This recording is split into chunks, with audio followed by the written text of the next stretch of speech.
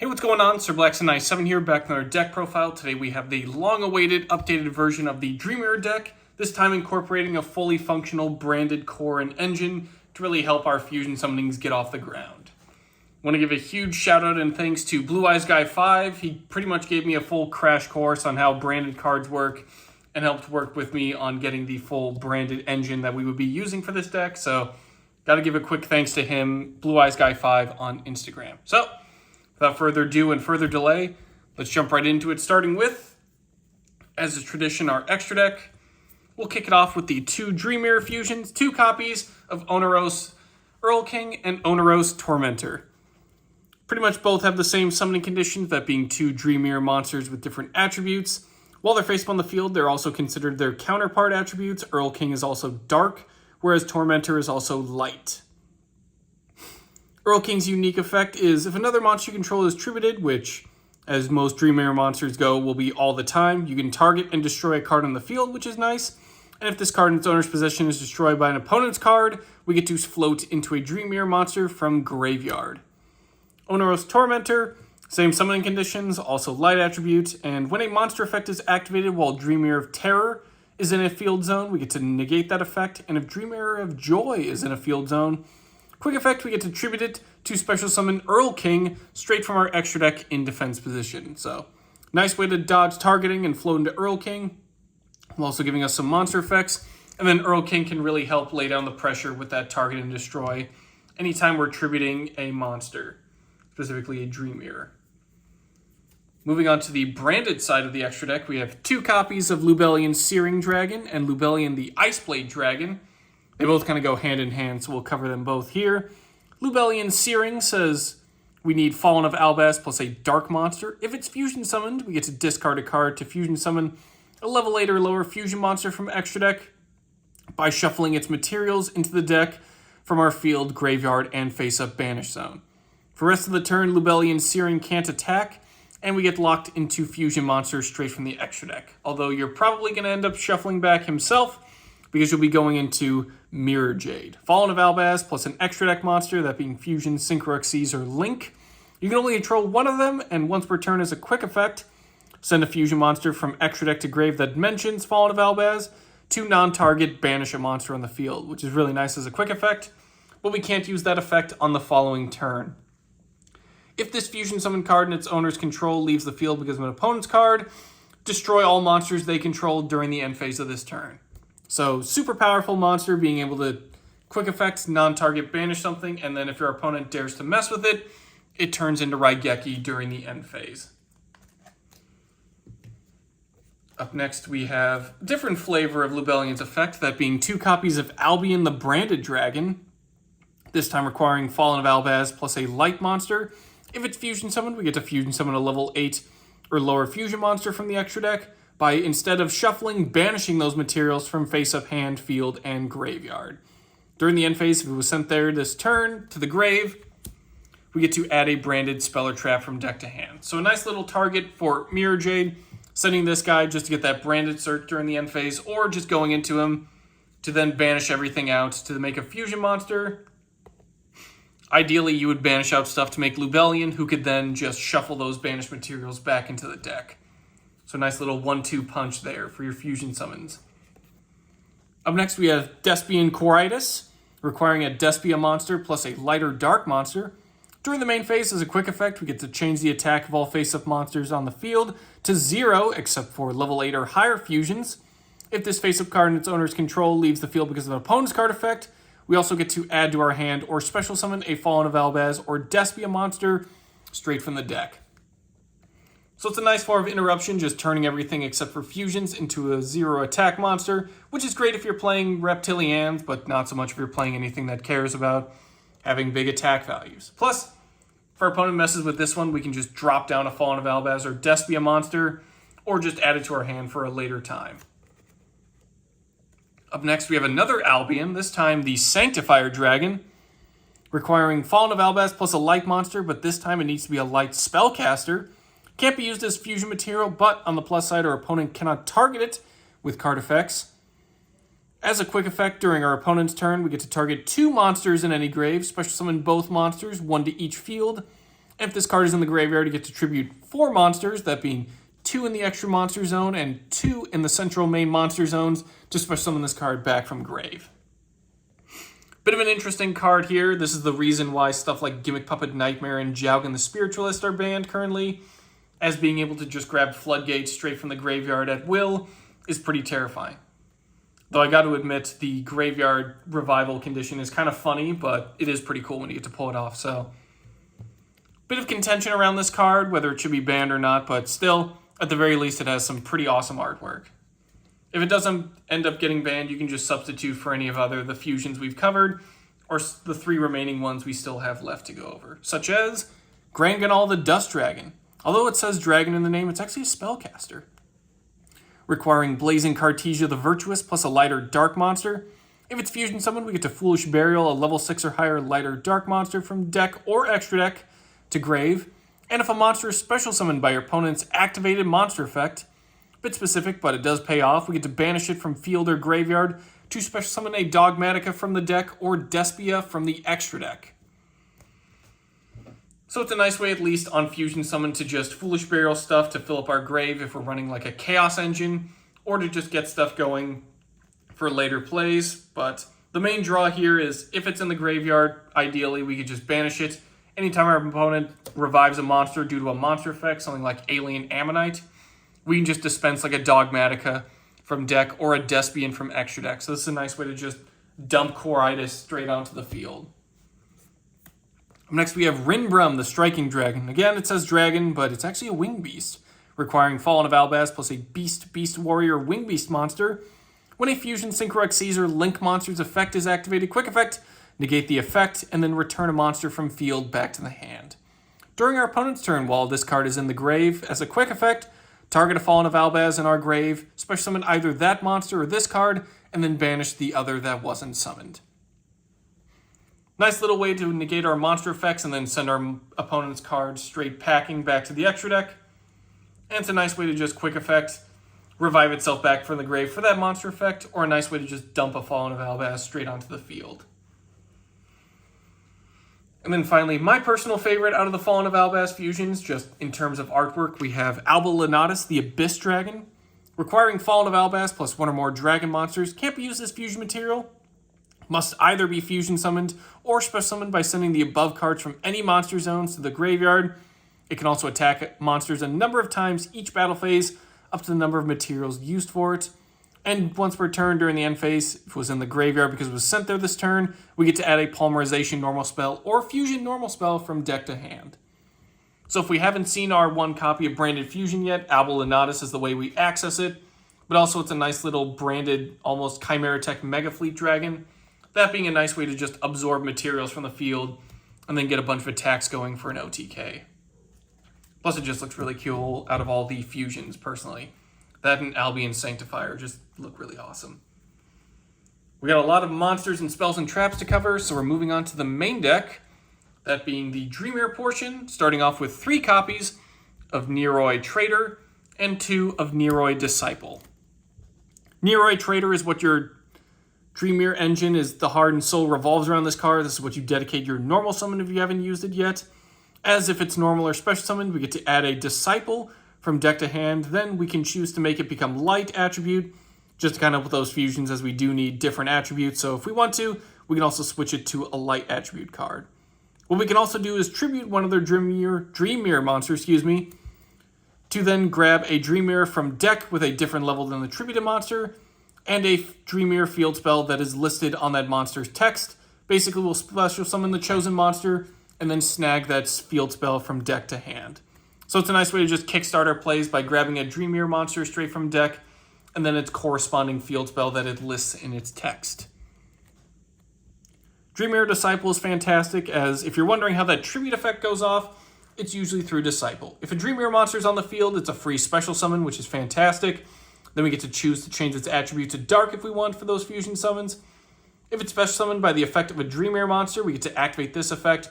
If Dreamir of Joy is on the field, we get to return a spell and trap our opponent controls back to the hand. And then if Terror is also on the field after that, we get to draw 1 card and then shuffle 1 card from hand back into the deck. So it's a nice way to just give us free material And if we special summon it off the effect of a Dream Mirror monster, we get to get some different effects going off based on the field spells, returning spells and traps, and then restocking our hand, which is very nice. Moving on to the next batch of Dream Mirror cards, we have 3 copies, a Dream Mirror Ikelos Sprite and Dream Mirror Ikelos Mara. We'll start with Sprite.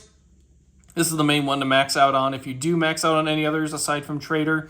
If she's special summoned by the effect of a Dream Mirror monster, we get to add any Dream Mirror card that includes spells and traps and monsters, which is really nice from deck to hand. And then during the main or battle phase, as is tradition with most Dream Mirrors, if her opposite field spell is out on the field, in this case Dream Mirror of Terror, we get to tribute her as a quick effect to then grab Mara straight from deck. Mara, if special summoned by the effect of a Dream Mirror monster, lets us snag a Dream Mirror monster straight from the hand. And then similar effect, if Dream Mirror of Joy is in the field zone, we'll tribute her to grab Ikelos Sprite straight from the deck. Up next on the Dream Mirror docket, we have 2 copies of Morpheus Black Knight and 1 of Morpheus White Knight. Similar conditions of being special summoned by a Dream Mirror monster and having their corresponding field spells to trigger their quick effects. Morpheus, if special summoned by a Dream Mirror monster, lets us target and destroy a card in the field. And Morpheus White Knight, if special summoned by a Dream Mirror monster, makes it so we can activate this effect. It can't be destroyed by battle or card effects this turn. So a nice little wall to protect our field. Whereas Morpheus can put in work in removing stuff, similar to Dream Mirror Earl King. Up next, we have the Bestial section of the deck profile. 3 copies of Bestial Lubellion, 1 Magnum Hut, and 1 Druid Swarm. We'll start with Lubellion. Can't be normal summoned or set, must be special summoned by attributing a level 6 or higher Dark Dragon monster, which includes our other Bestials, and a good majority of our extra deck. Special summoned from the graveyard this way by attributing it.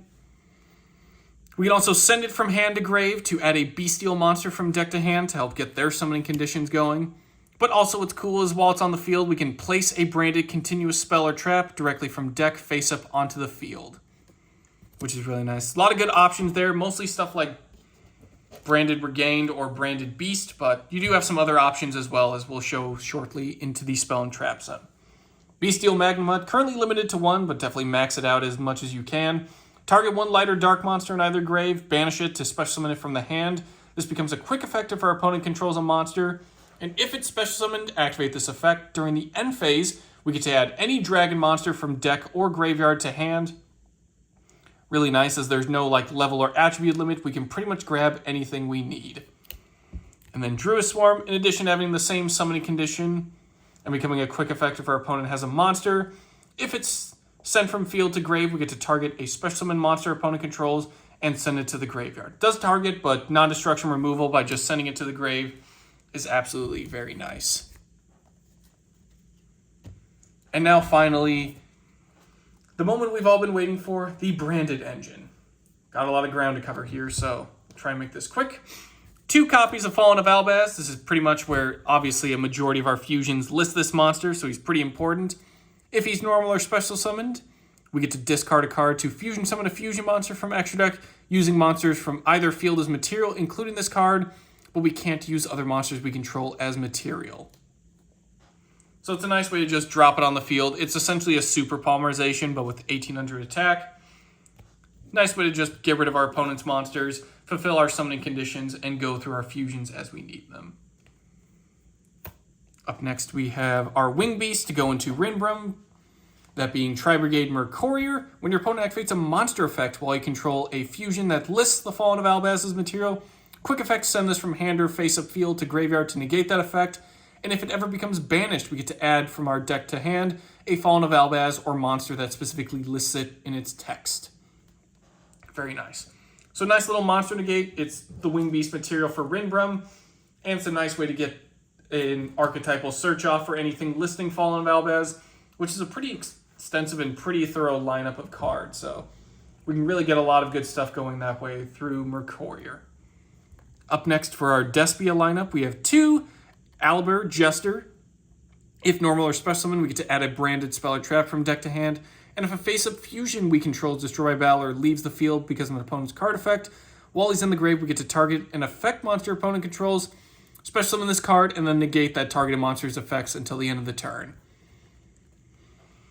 Obviously a lot to unpack here, that being a fantastic spell and trap searcher, which includes our branded fusion, but also a nice little effect veiler with 1800 attack.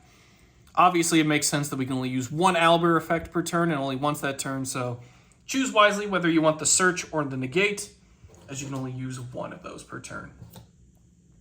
And then finally, rounding out the rest of our branded monster lineup, we have 3 Blazing Cartesia the Virtuous and 1 Guiding Quem the Virtuous. We'll start with Cartesia. If you control Fallen of Albaz or have it in the graveyard, special summon her from the hand. During the main phase, as a quick effect, we get to fusion summon a level 8 or higher fusion monster from extra deck using monsters from hand or field as material. So this is ideally the way we go into our Dreamier monsters, as they're level 10. Most of your stuff mentions level 8 or lower, but Cartesia is nice as she gets anything level 8 or higher. So this again covers most of our Fallen of Albaz stuff, but also is a nice way to go into our Dreamier stuff if we have the materials ready to go. If a fusion monster was sent to the graveyard this turn, we get to add her back to the hand during the end phase. Nice little way to recover her back to the hand so we can keep using that fusion summon effect. Ideally, you could just run 2 copies, but I only have 1 copy of Quem, so I chose to max out on Cartesia, as again, it's a nice way to also go into our Dreamier fusions, so I had to capitalize on her while I could. Guiding Quem, she's also treated as a Dogmatica and Despia card. Nice little way of being 2 archetypes in one. If she's normal or special summon, we get to send a Fallen of Albaz or a card that mentions it from deck to grave, and if a card leaves the extra deck, we get to target a Fallen of Albaz or a monster that mentions it in our grave and special summon it. So anytime Mirror Jade or Grand Granal is launching stuff from extra deck to grave, Guiding Quem is also here to help us revive stuff from graveyard as well, which is very nice. Moving on to the spells, we're going to start with the Dreamier field spells, which, much like Neroid Trader, are the main central point of your deck. We're maxing out on 3 copies of Terror and 3 copies of Joy. We'll start with Terror. During the end phase, we get to banish it to activate a Dreamier of Joy directly from hand or deck. And each time our opponent special summons a monster, we get to burn them for 300 damage as long as we control a dark attribute Dreamier monster. Dreamier of Joy, same activating condition. During the end phase, we get to banish it to grab Dreamier of Terror directly from hand or deck. And Dreamier monsters we control cannot be targeted by our opponent's card effects or by their attacks, except for the monster with the highest level, as long as we have a light attribute Dreamier monster. So, if we have Morpheus White Knight out on the field through his effect to protect himself from battle and card effects, along with Joy, we can really get a nice little wall there to kind of prevent our opponent from really messing with our stuff aside from just Morpheus White Knight. It's a very nice form of protection there.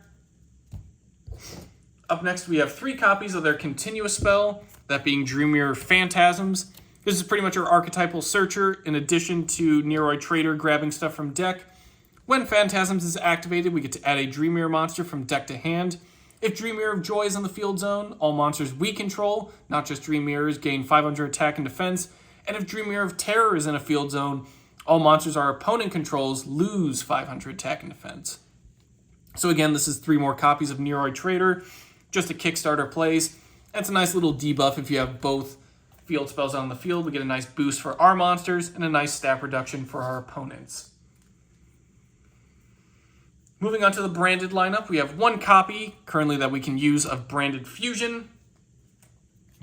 Fusion summon a fusion monster that mentions Fallen of Albaz as material from extra deck using just 2 monsters from hand, deck, or field as material, but we can only make fusion monsters from the extra deck for the rest of the turn after it resolves. We can only activate 1 of it per turn. Unfortunately, currently limited in the TCG, so as soon as we can allow more copies, definitely max out as many as you can. But again, Abelonatus is also here that we can just send him to the grave to achieve Branded Fusion if we need to, or off of the effect of Aliber. So you're never too far away from your 1 copy. Also have 1 copy of Branded Regain. This is one of the spells that Lubellion will probably grab. If a lighter dark monster is banished, we get to target one of those monsters, place it on the bottom of the deck, and then draw 1 card. And also once per turn, if our opponent normal or special summons a monster, target a Bestial in the grave and special summon it. So it's a nice way to revive our 1 copy of Magnum Hut to make sure we get those searches going off. And it's also a nice way to just recover materials back into the deck and draw a card too. Up next, we have 3 copies of Branded Opening. Discard a card to take a Despia monster from deck and either add it to the hand or special summon it. So it's a nice way to just emergency teleport Aliber straight from the deck. And after it resolves, we can only special summon fusion monsters from extra deck, as is tradition. If a fusion monster we control would be destroyed by battle or card effect, we get to banish it from graveyard instead. Nice little bit of protection from card effects for our fusions, and a nice way to, again, just grab our Aliber straight from deck. We also have a copy of Polymerization, just kind of filling in since Branded Fusion is only limited to 1. It's easily searchable thanks to Alba Lunatus, and it's also a nice way to just get into our fusions or our Dream Mirror fusions if we don't have access to Cartesia. Up next, we have 1 copy each of Branded Loss and Branded Lost. We'll start with Branded Lost. Normal spell, target a monster opponent controls that was special summoned from the extra deck, and 1 fusion monster we control. Shuffles them both into the deck, and during the end phase of this turn, each player can special summon a fusion monster that mentions Fallen of Albaz as material from their own extra deck. So ideally, if your opponent isn't playing Branded or Fallen of Albaz stuff, this is a nice way to just shuffle monsters straight back into the deck. And then if we do have, which obviously we do, we have a ton of monsters listing Fallen of Albaz as material, we can just get them straight back out onto the field during the end phase.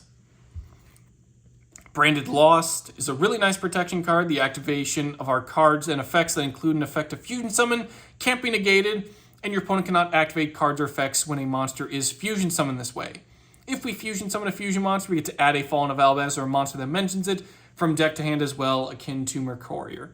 So it's a nice way to make sure our fusions go off without a hitch. It's another continuous spell, so Lubellion can just place it out on the field. And it also helps as a nice little archetypal searcher. All right, we're in the home stretch here. Onto the trap cards. We have 3 copies of Dream Mirror Hypnagogia. This is basically like set rotation for the deck. If you're ever wondering why some of the cards mention both the Dream Mirror field spells being out on the field, this is how you achieve that. Obviously through using just set rotation or Hypnagogia. Choose a Dream Mirror of Joy and a Dream Mirror of Terror from hand or deck. Place 1 in your field zone and 1 into your opponent's field zone. So it's a nice way to, again, get your field spells flying around, get all your monster effects going while you can if you have the correct field spells. And also it's just a nice way to get some of those stuff like Neoroi Disciple for both of her effects to execute perfectly.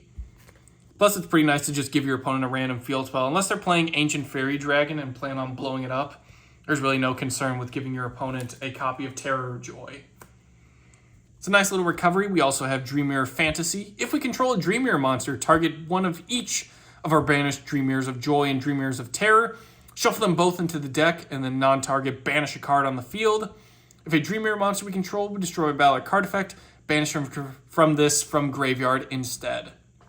Nice little protection, but also pretty powerful as long as we just have a Dream Mirror monster.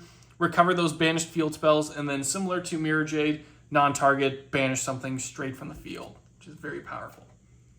And then finally, rounding out with our branded traps, we have 1 copy of Retribution and 1 copy of Beast. Retribution says when a spell or trap or monster effect is activated that includes the effect to special summon a monster, return to the extra deck 1 face-up fusion monster we control, or 2 fusion monsters that are in our grave that mention Fallen of Albaz as material. And if we do that, we get to negate the activation and destroy that card. We can also banish it from the graveyard to target a branded spell or trap in the grave and add it back to the hand. We can only use 1 effect of Retribution per turn and only once that turn. So it's a nice way to just counter our opponent trying to special summon, return something back that we control, or 2 fusion monsters in the graveyard back to the extra deck that mentioned Fallen of Albaz. Great way to negate and destroy, but then also this is a nice way to banish it to then recover that 1 copy of Branded Fusion back from graveyard into our hand. So definitely serves a lot of purposes, but mostly you'll be banishing it to just recover that Branded Fusion. And then finally, our continuous trap that we place with Lubellion, and the final target for it, Branded Beast. Once per turn during the main phase, if we control a bestial monster, tribute a dragon monster to target and destroy a card our opponent controls. And during the end phase, we get to target a branded continuous trap in the grave and place it face up on the field. This is a really nice form of interruption, that being we can just tribute a dragon to then pop a card our opponent controls.